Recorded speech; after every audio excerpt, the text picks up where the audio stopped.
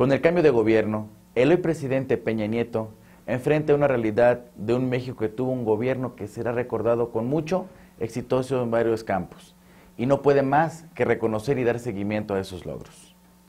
Atrás ha quedado ese México de retrocesos económicos y sociales y hoy nos encontramos en el México de la cobertura universal de salud, el México de la infraestructura, el México de los pisos firmes, el México de los 70 y más, el México de las libertades, alejado totalmente del México autoritario y corto en la aplicación de políticas públicas, como lo fue ya hace más de 6 años. Un gobierno de retos fue el que tuvo que sortear Felipe Calderón. Como muestra, tenemos la forma en la que tuvo que ingresar al gobierno, con un país dividido por la intolerancia y la cerrazón de las izquierdas, que sin duda, a base de empeño y decisiones, se legitimó en su encargo. No olvidemos el fenómeno de la crisis mundial, donde políticas económicas impulsadas por Felipe Calderón y el entonces secretario Carstens evitaron que México sufriera una verdadera tragedia económica. Pero aunque fueron buenas las medidas, esto evitó que el país creciera como se tenía proyectado. El fenómeno de la influenza, donde Calderón se mostró como un verdadero líder de su país y donde se puso a prueba la eficacia de los esquemas de salud.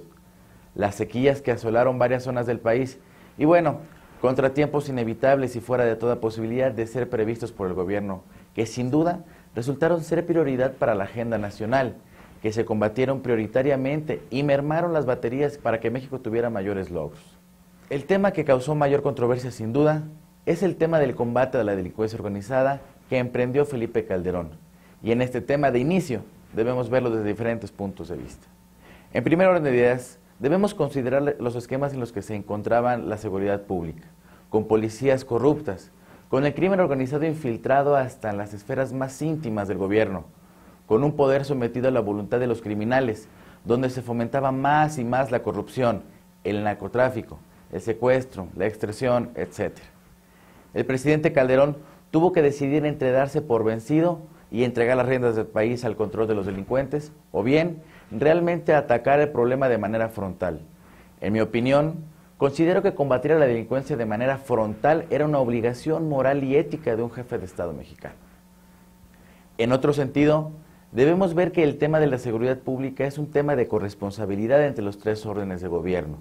Actualmente las policías municipales y estatales son las más corrompidas por la delincuencia organizada, y aunque muchos gobernantes locales criticaron el actuar de las fuerzas federales en sus entidades, son ellos quienes se acercaron al presidente Calderón a pedir más apoyo del Ejército, la Marina o la Policía Federal. Este doble discurso quedará destapado con el nuevo gobierno de Peña Nieto. Sí, es verdad, las cifras de muertos resulta alarmante. Se habla más de 100,000 en este sexenio. Sin embargo, si lo vemos en perspectiva, muchos de esos muertos resultan de combates entre los propios delincuentes. Y por darles una idea, solo en el DF en 5 años se habla más de 75,000 abortos legales de niños inocentes. Y además, la mayor parte de las muertes resulta de guerras entre los mismos delincuentes. En este sexenio se han detenido y abatido a más delincuentes de primer nivel que en cualquier sexenio anterior. Hoy, México es diferente, como lo dije con antelación. Un país competitivo a nivel mundial, sin crisis económicas y con miras a crecer aún más. Felipe Calderón transformó para bien a México, hizo un país moderno, competitivo, dejando una meta por superar muy dura para el nuevo gobierno. Necesitará sin duda llegar a acuerdos políticos que le den gobernabilidad y así la posibilidad de legitimar su gestión. Hoy nos encontramos en un escenario donde el grueso opositor extiende su mano a la búsqueda de un gran pacto nacional que ayude a que las reformas que necesita México se den. Sin embargo, no malentendamos estos acuerdos. Se había buscado desde antes que el PRI impulsara estas reformas con el PAN en el gobierno. A pesar de todo lo anterior, parece que la clase política comienza a ponerse de acuerdo tal y como le exigía la sociedad.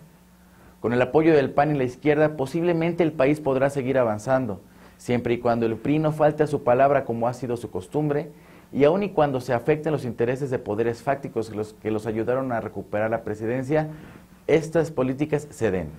Calderón dejó un buen país. Calderón fue un buen presidente.